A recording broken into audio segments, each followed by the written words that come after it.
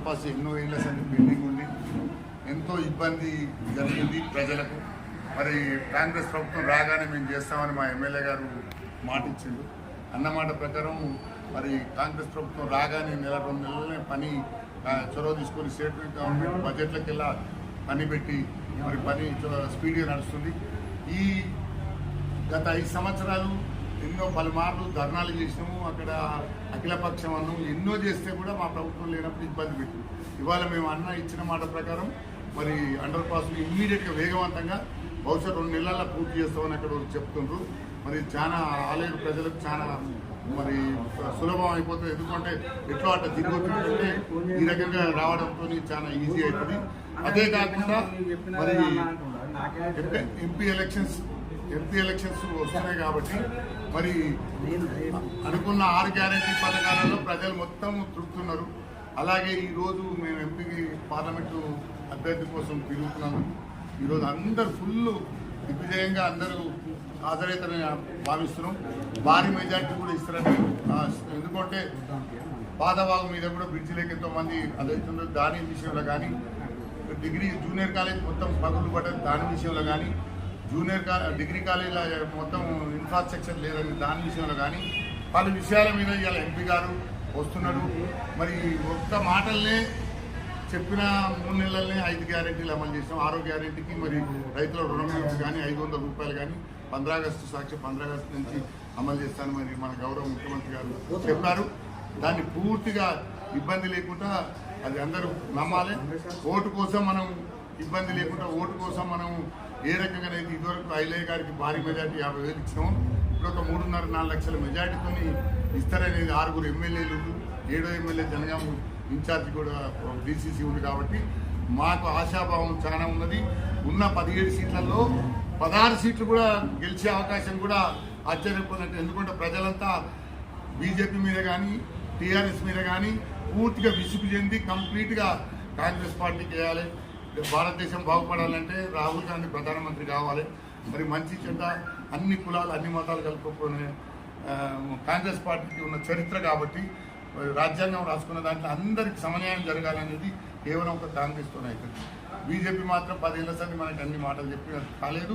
ఇప్పుడున్న విషయంలో మనకు జరిగేది ఏంటంటే అభివృద్ధి పనులు అంటే కావాల్సిన ఉచిత కరెంట్ కానీ గ్యాస్ సిలిండర్ కానీ మరి రుణమాఫీ కానీ రైతు బంధు విషయంలో కానీ ఇవన్నీ వేసినాం. కొంతమంది బ్లేమ్ చేస్తూ రైతు బంధు రాలేదని 5 ఎకరాల వరకు కంప్లీట్గా వేసేసినాం. పార్షియల్గా 20% 15% ఉంది. అది పెద్ద రైతులు ఆల్రెడీ ఎంతోమంది వద్దని చెప్పారు. అలాంటిది పూర్తిగా మరి మనం అన్ని విషయాలలో అన్నమాట ప్రకారం మన రేవంత్ రెడ్డి గారు మన ముఖ్యమంత్రి టీం మొత్తం అహర్నిశలు మన ఎమ్మెల్యేతో మొదలు పెట్టుకుంటే మొత్తం తెలంగాణ మొత్తం ఈ 4 నెలల ఒక 18 గంటల సమయం 18 గంటలు విరామం లేకుండా మరి పార్టీ కోసం పనిచేస్తుంది.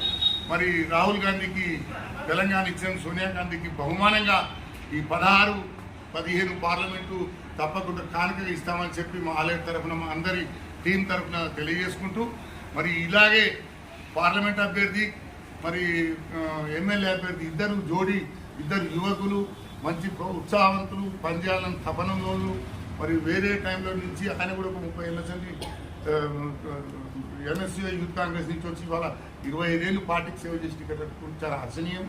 అలాగే మన ఐలయ్య గారు కూడా 3.5-4 సంవత్సరాల కరెంట్ కార్యక్రమం చేసింది, ప్రజలు గుర్తించుకుంటూ. ఇక బీజేపీ బీఆర్ఎస్ మర్చిపోవాల్సింది, ఎందుకంటే 10 సంవత్సరాల సంది వాళ్ళకు రంగు వెలిసిపోయింది. ఇప్పుడు ఏమి ఆలోచన వాళ్ళకు లేదు. మరి ఇప్పుడు కూడా మునిగిపోకుండా ఈసారన్నా మరి భారీ ఎత్తున కాంగ్రెస్కు పార్లమెంట్ సీట్లు ఇస్తే దేశంలో కూడా మరి ఇండియా మొత్తం కూటమి ఇండియా గెలిచే అవకాశాలని అందరూ 28 పార్టీలు ఒక దగ్గర అయినాయి. వాళ్ళకి ఏదో మతతత్వమైన పార్టీకి ఎవరు లేరు. ఆల్రెడీ నార్త్లో ఫెయిల్ అయిందని వచ్చేసిన రిపోర్ట్స్. సౌత్లో కూడా మనం భారీ ఎత్తున కాంగ్రెస్కు కర్ణాటక కానీ మరి ఆంధ్రప్రదేశ్ కానీ తమిళనాడు డిఎంకే ఫుల్ స్లిప్ ఉంది. ఇక వాళ్ళకి ఎక్కడ వస్తుందో వారికి మోదీ గారు 2 సార్లు చేసాక కూడా బుద్ధి తీరక 3వసారికి మరి ఏముంతో ఇచ్చిన 3వసారి కూడా మేము ప్రధానమంత్రి అయితే అంటున్నాం. అది అసంభవం.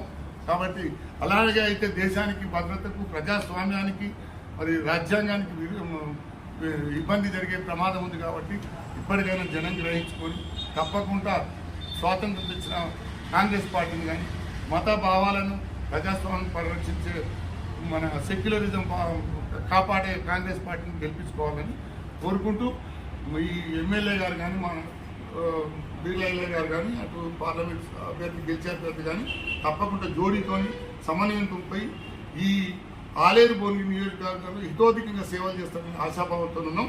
అలాగే రాజగోపాల్ రెడ్డి గారి టీం వరకు ఇదివరకు రాజగోపాల్ రెడ్డి చేసిండు, వెంకటరెడ్డి గారు చేసిండు, ఇప్పుడు కిరణ్ కుమార్ రెడ్డి గారు కూడా చేయబోతున్నారు. కాబట్టి తప్పకుండా వాళ్ళకి పట్టున్నది ఈ ఏరియా మీద.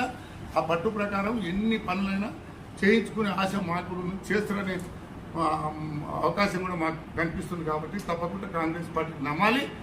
మొన్న ఎట్లా వేసిందో అంతకు రెట్టింపు ఉత్సాహంతో ఓటింగ్లో పాల్గొని కాంగ్రెస్కు కార్నర్ మీటింగ్ కానీ రేపు బూత్లలో కానీ రేపు ఎక్కడ ఉన్న మేలు జరిగే మరి సార్వత్రిక ఎన్నికలు తప్పకుండా కాంగ్రెస్ పార్టీ చేయి గుర్తుపోవటాలని కోరుకుంటూ ప్రాంతీయంగా ఇక్కడ తప్పకుండా కిరణ్ కుమార్ రెడ్డి గారు కూడా హామీ ఇచ్చిండు. విద్య వైద్యం అన్నిటి విషయంలో తప్పకుండా చొరవ తీసుకుంటారనే ఆశాభావం ఉంది. దానికి ఉదాహరణకు తెలియగానే 3 నెలల మన డైనమిక్ ఎమ్మెల్యే ఐలయ్య గారు చేసి చూపించింది. కాబట్టి నేర్చుకోవాలి. ఇప్పుడు 6 ఏళ్ళు 10 ఏళ్ళు దానికి అండర్ పాస్ అవ్వలేరు.